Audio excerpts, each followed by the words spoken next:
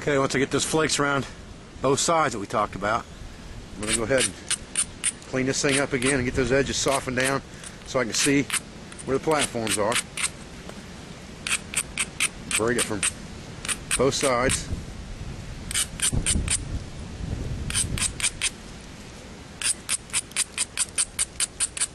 Okay. Alright. Starting to look pretty good. I like it. Okay, I've got just a piece of copper pipe right here, man. You can buy this thing at Lowe's or anywhere else. I've smashed one end of it. And I'm just using this to rake down these edges. And I'm on the convex side because I want to be able to flake more off of that side.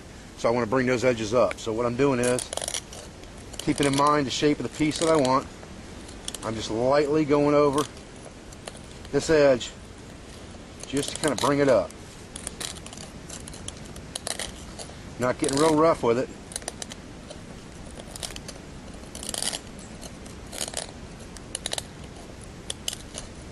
Okay, there we go. Get rid of that glass. We'll braid her up. We'll be ready to go. Okay, guys, we're starting to get what we want here. Starting to get flat. Not have so much convexity on the one side. Starting to take a little bit of shape here. We'll just keep working on it, and we'll get right back to you. Okay, guys, we're starting to get what we want now. Now we're looking for our symmetry. We're trying to make sure that we get everything evened up as we go, getting this piece shape that we want it finally. Now we're just going to keep thinning it down a little bit, and finish it off.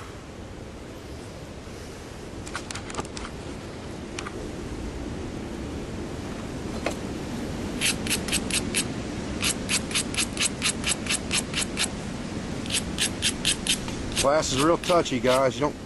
Doesn't take a whole lot to nap glass. It's real good to practice with because it's pretty easy to flake. You'll break 100 of these. I already broke a chunk out of this one that I really didn't want to come out, but you just got to be careful with it. Work with it and practice with it and just do it over and over and over again until you get it right. Get used to where you got to support the piece at so you don't break it, things like that.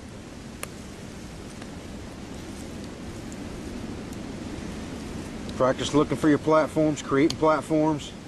Glass is a really good medium to practice on, and it's pretty abundant in the woods nowadays, so it'll make a mighty fine killing arrowhead when you're done with it.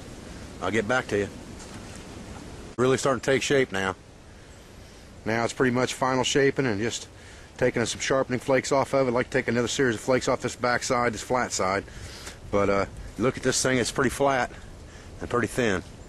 Once I sharpen this bad boy up, that's about a 1-to-1 ratio arrowhead, which is really not what you want for big game. You really want 2-to-1, but this would kill a deer easy enough, I can guarantee it.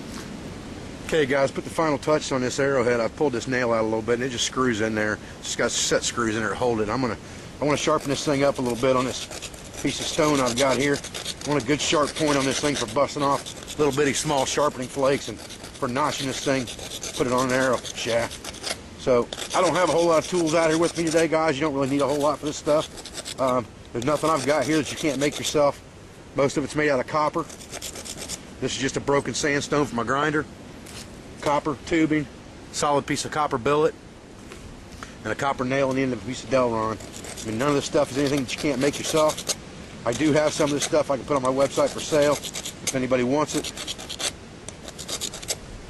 And we're going to get right back on this point, but I'll tell you what, she's looking pretty good, boys. She's looking pretty good.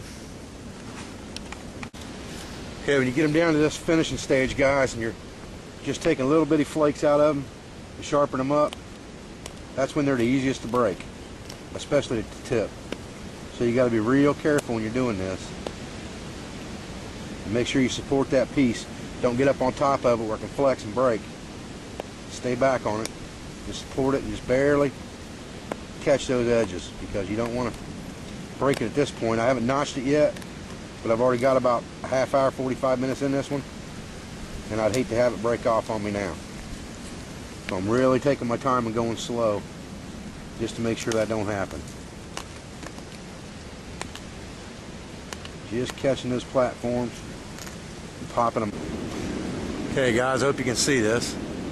Pretty happy with this right now. I think we're going to sharpen it up just a little bit, maybe get this corner a little bit more defined like this one is, and then we're going to notch it. Be ready to put this on an arrow. Okay, I'm notching this thing, guys, and I'm just taking little bitty flakes out of it, just a little at a time. Just breaking that cone out and then going back to the other side. Breaking that cone out, kind of using that copper to braid the edge as I go to keep it strong. And I'm not going to make a real deep notch in there. Matter of fact, I'm probably not going to go any deeper than that. If I get the other one the same as that one is, I'll be pretty happy at that. And I think that's what we're going to leave it at and call it a day when we get to that point. So that's a pretty good little hunting point right there, I'd say. Got to be real careful with this stuff that you're doing like this, because I'm telling you, this is where you'll ruin a point at. If you don't think that notch is going to go in there deep enough, you're just using that thing for a hunting point. It don't have to be perfect. If it's not exactly perfectly symmetrical, you're using it for a hunting point, don't take a chance on breaking it. You're always going to make more of them as time goes by, so you're not trying to make an artifact. Okay, I need to go a little bit deeper on this side, and then I'll be done. Let's see what I can do to get that done, and I'll show it to you when she's finished, fellas. All right. Okay, guys, there's what we started with. Right there's what we ended with.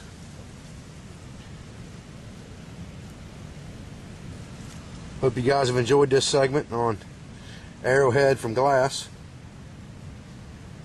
I appreciate you joining me here on Wilderness Outfitters Archery. Thank you very much. Well, guys, I hope you enjoyed this video on knapping here. We made that glass arrowhead. I'll tell you, there's a couple things that prompted me to make that video. A couple things that have happened over the last 2 or 3 weeks. One, I saw a video on YouTube where a guy had made a arrowhead out of glass, and I thought, man, that curved piece of glass isn't going to fly very good, being a bow hunter myself. So I thought I'd show you how to do that the right way. It is a good way to practice flint knapping. There's no question about it. Glass is easy to work with. It's easy to find. So I thought I'd show you that. And then I was talking yesterday, coincidentally, to the guy from Backland Outdoors, and we're talking about shooting a primitive hunting video this summer possibly, and he was talking about how much he loves primitive, and he's been practicing flint knapping and things like that. And I was telling him you know, how easy glass is as a medium to practice on, and that's kind of what prompted this video today. So I hope you enjoyed it. We're going to have a lot more complicated and more instructional flint knapping videos in our virtual classroom. I've got some guest instructors that are absolute expert flint knappers, way better than I am, and they're going to go through, we're going to make a series of videos on flint knapping that are going to be step-by-step instructions, and there'll definitely be some serious flint knapping videos, but they'll only be available in our virtual classroom. I appreciate your support, and thank you for joining me here on Wilderness Outfitters Archery, home of the Pathfinder School.